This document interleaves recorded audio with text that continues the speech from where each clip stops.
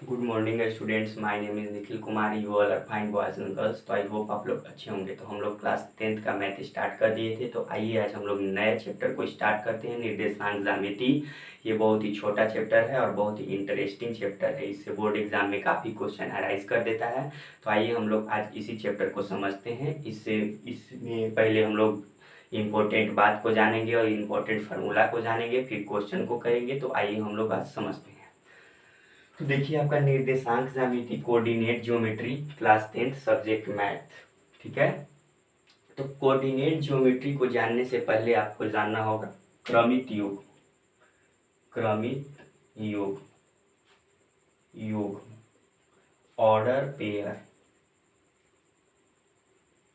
Order pair, order pair. जैसे x, y हम लिखते हैं तो ये एक ऑर्डर पेयर है। 2, 3 लिखते हैं तो ये आपका एक ऑर्डर पेयर है। इसी को हम लोग क्रमित युग्म कहते हैं। जैसे देखिए, आपको समझाते हैं। जैसे देखिए, ये आपका होता है एक अक्ष होता है, इसको हम लोग एक अक्ष के नाम से जानते हैं, एक्स, एक्स डैश। ये आपका वाई अक्ष होता है, वाई, वाई डैश। ठीक है। ये आपका मूल बिंदु होता है ओ, जिसका निर्देशांक होता है 0,0। ठीक है। इसको मूल बिंदु कहते हैं, मूल बिंदु। ठीक है। इसको कहते हैं एक्स अक्ष और इसको कहते हैं वाई अक्ष। ये आपका धनात्मक होता है और ये भी आपका धनात्मक होता है, ये आपका ऋणात्मक होता है, ये आपका ऋणात्मक होता है। इसको हम लोग प्रथम पाद, प्रथम पाद, फर्स्ट क्वाड्रेंट के नाम से जानते हैं। इसका या चतुर्थांश भी, चतुर्थांश, चतुर्थांश के भी नाम से जानते हैं। प्रथम पाद या प्रथम चतुर्थांश, फर्स्ट क्वाड्रेंट। इसको द्वितीय चतुर्थांश या द्वितीय पाद या द्वितीय चतुर्थांश, सेकेंड क्वाड्रेंट। इसको तृतीय पाद, तृतीय पाद या थर्ड क्वाड्रेंट या तृतीय चतुर्थांश। इसको चतुर्थ पाद, चतुर्थ पाद या फोर्थ क्वाड्रेंट। ठीक है, या चतुर्थ पाद के नाम से जानते हैं। तो ये आपका निर्देशांक ज्यामिति का एक छोटा सा परिचय है। इसको आप लोग लिखिएगा तो लिख लीजिए।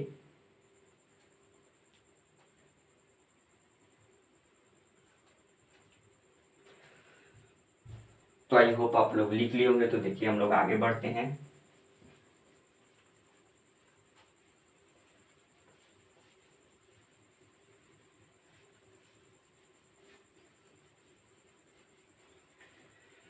जैसे देख लीजिए, मान लीजिए कि ए और बी कोई क्रमिक युग्म है, ऑर्डर पेयर है। इसको हम लोग देखिए निर्देशांक अक्ष पर हम लोग दर्शाते हैं। जैसे देखिए, ठीक है, ई और बी, मान लीजिए कि यहाँ एक बिंदु है ए कॉमा बी। ठीक है।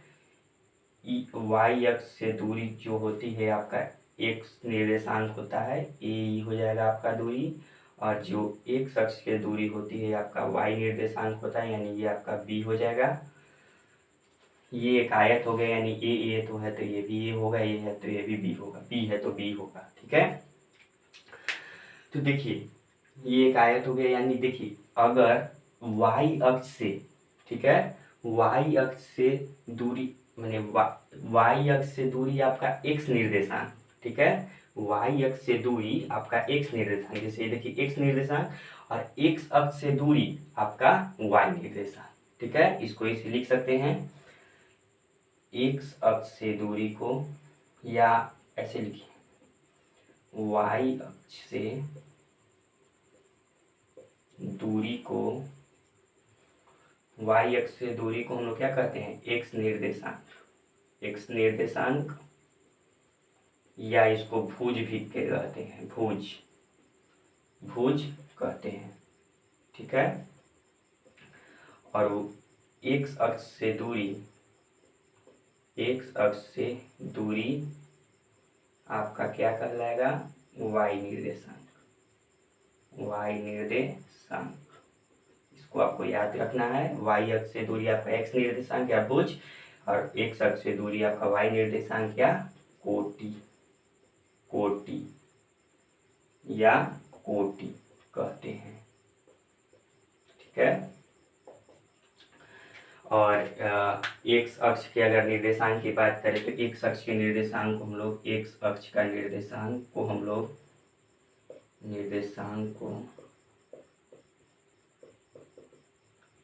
एक्स कॉमा जीरो लेते हैं, इसको एक्स कॉमा जीरो लेते हैं, और वाई अक्ष के निर्देशांक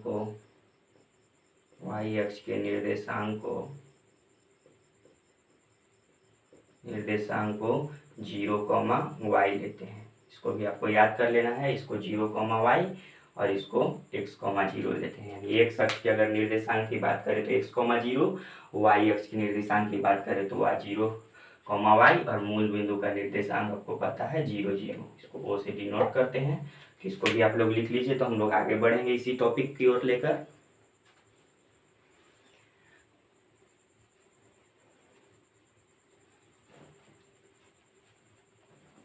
तो आई होप आप लोग लिख लिए होंगे, तो आप लोगों को समझ में आया होगा, तो हम लोग आगे बढ़ते हैं।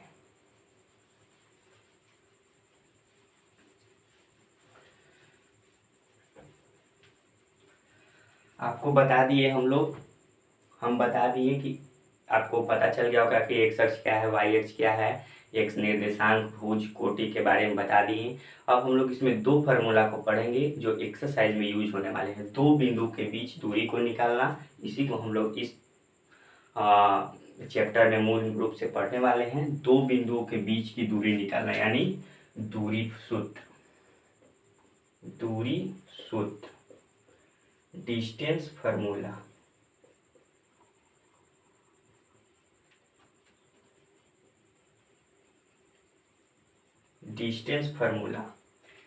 मान लीजिए कि कोई दो बिंदु है, माना दो बिंदु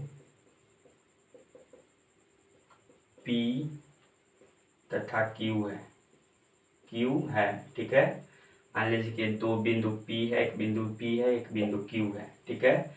इसका निर्देशांक दीजिए, मान लीजिए कि x1 और x2, ठीक है, और इसका है एक y1 और y2, ठीक है। इन दोनों बिंदु के बीच की दूरी निकालने के लिए एक फार्मूला आपको बता रहे हैं।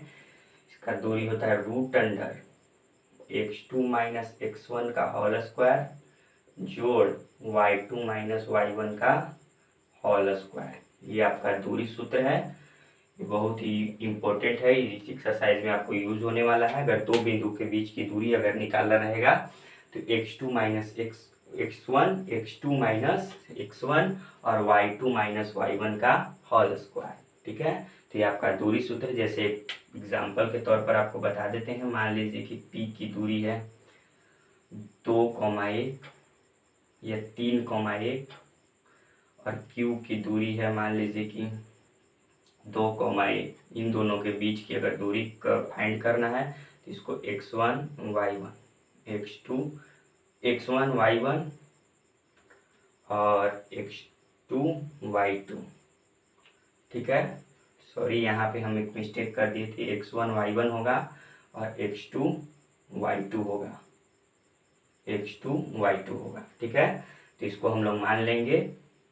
तो देखिए इस फार्मूला पर हम लोग बैठा देंगे, तो √x2 माइनस x1, x2 कितना है 2 है, x2 माइनस x1 यानी 2 माइनस x1 कितना है 3, 2 माइनस 3 का होल स्क्वायर जोड़ y2 माइनस y1, तो y2 कितना है हमारा 1 और y1 कितना है y2 माइनस y1 माइनस 1 0, ठीक है। 1 माइनस 1 का होल स्क्वायर, तो 2 में से 1 जाएगा तो आपका कितना बचेगा, 2 में से 3 जाएगा तो -1 का स्क्वायर जोड़ 1 में से 1 जाएगा तो 0 का स्क्वायर यानी 0, यानी 1 का स्क्वायर 1, 1 का रूट यानी 1, यानी 1 इकाई आपका दूरी हो जाएगा, ठीक है। इसी तरह दो बिंदु के बीच आपको अगर दूरी निकालना होगा तो इसी फार्मूला के आधार पर आप लोग निकाल सकते हैं, बहुत ही आसान है।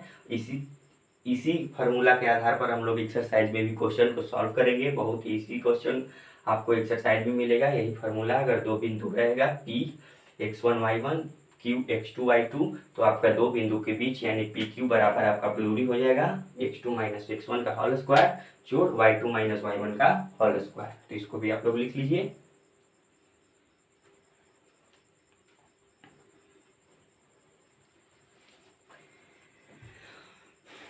तो आई होप आप लोग लिख लिए होंगे, तो हम लोग आगे बढ़ते हैं।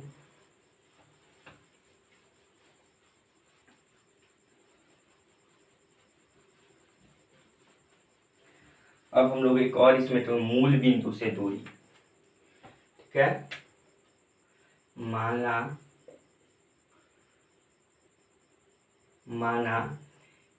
Px, y मूल बिंदु से दूरी, मूल Px, y एक बिंदु है, ठीक है, बिंदु है, ठीक है, एक बिंदु है। देखिए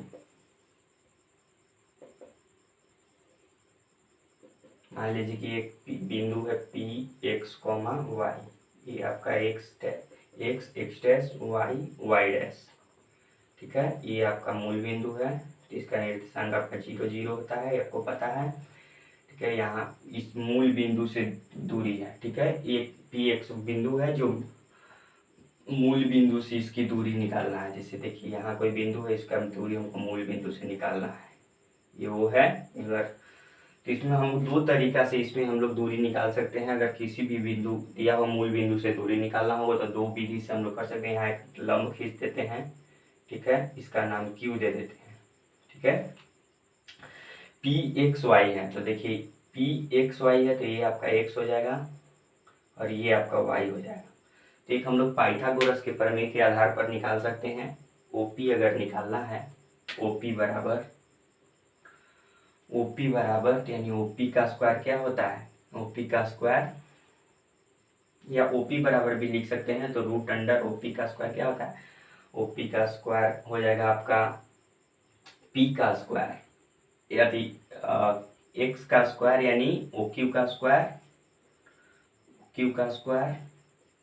OQ का स्क्वायर जोड़ PQ का स्क्वायर, ठीक है, यानी OQ आपका कितना है, x square plus y square, ठीक है। ये आपका पाइथागोरस प्रमेय है, ये आपका h होगा, ये आपका p होगा, ये आपका b होगा, यानी ये कर्ण है, ये लंब है, ये आधार है। तो कर्ण बराबर होता ना है, कर्ण का स्क्वायर यानी कर्ण बराबर कर्ण बराबर होता है आधार का स्क्वायर जोड़ लंब का स्क्वायर। तो उसी तरह इसी फार्मूला के आधार पर बैठा दिए, या फिर हम लोग दूरी सूत्र पर भी अगर इस सूत्र फार्मूला पर भी बैठाएंगे, x2 - x1 का होल स्क्वायर जोड़ y2 - y1 का होल स्क्वायर, अगर इस पर भी बैठाएंगे तो आपका बन जाएगा आसानी से। देखिए ये 0 0 है, इसको दूरी निकालना है, दो बिंदु के बीच की दूरी, तो इसको मान लेंगे x1 y1 x2 y2, ठीक है। इस फार्मूला के आधार पर हमको बैठा देते हैं, तो रूट अंडर x2 - x1, तो x2 कितना है, x - 0 का होल स्क्वायर जोड़ y2 - y1 यानी y - 0 का होल स्क्वायर, यानी x में से 0 जाएगा यानी x square plus y square. यानी किसी भी अगर मूल बिंदु से अगर आपको दूरी निकालना हुआ किसी भी बिंदु का, तो उसका होता है formula root under x square plus y square. ये आपका मूल बिंदु से दूरी हो गया, और ये आपका डिस्टेंस फार्मूला हो गया, दूरी सूत्र हो गया।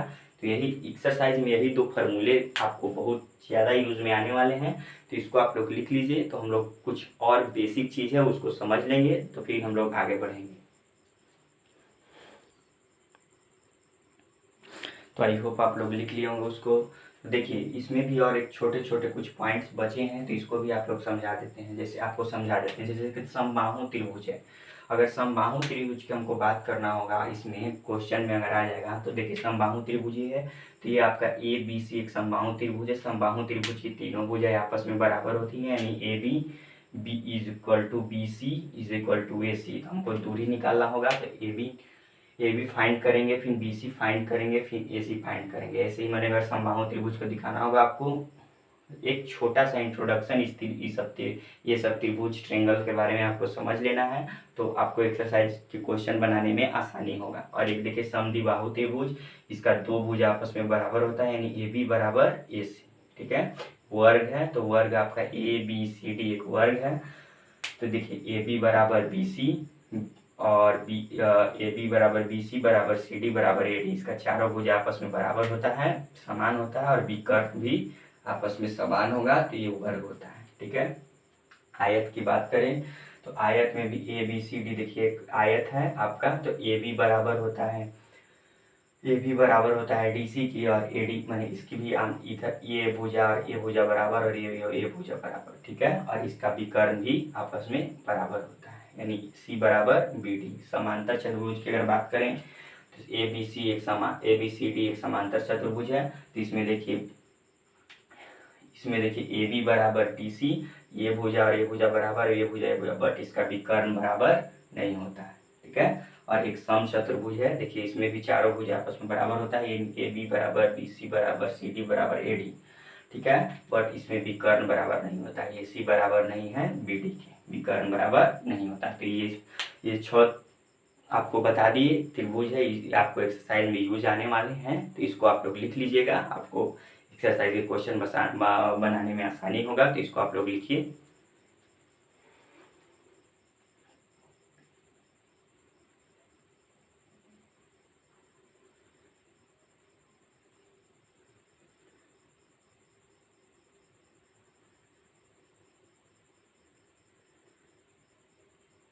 तो आई होप आप लोग लिख लिए होंगे, तो हम लोग आगे बढ़ते हैं।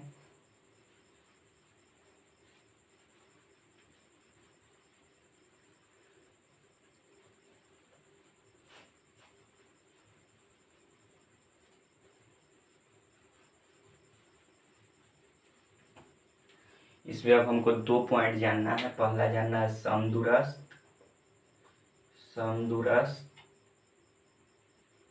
और संरेख। तो समदूरस्थ मान लीजिए कि कोई बिंदु यहाँ पे P है। ठीक है। तो इसका समदूरस्थ मान लीजिए कि ए यहाँ पे बिंदु, कोई यहाँ पे बिंदु है, तो देखिए एक समदूरस्थ हो जाएगा, इसका समदूरस्थ यहाँ और इसका समदूरस्थ, यानी एक त्रिभुज बन जाएगा। तो उसी तरह आपका एक समदूरस्थ है, इसका एक समदूरस्थ बिंदु है। और संरेख देखिए, जैसे कि मान लीजिए कि कोई एक बिंदु यहाँ है और बी बिंदु यहाँ है बीचों बीच, और सी बिंदु यहाँ है। तो अगर देखिए समदूरस्थ संरेख का मतलब क्या है, ए बी बराबर बी सी बराबर ए सी होना चाहिए, तब आपका एक संरेख है। तो इसी पॉइंट को समझना था। तो हम लोग अब नेक्स्ट वीडियो में एक्सरसाइज के क्वेश्चन की ओर चलेंगे। तो आज के लिए इतना ही रहने देते हैं, मिलते हैं नेक्स्ट वीडियो में। अगर हमारे चैनल पर आप नए हैं तो इस चैनल को सब्सक्राइब कीजिए, और जितना से जितना ज़्यादा दोस्तों में शेयर कीजिए। कमेंट बॉक्स में लिखिए हमारा वीडियो कैसा लगता है। अगर हमारे वीडियो में अगर कोई आपको गलती नज़र आता है तो उसको कमेंट बॉक्स में बताइए। तो आज के लिए हम लोग इतना ही रहने देते हैं, मिलते हैं अगले वीडियो में। धन्यवाद।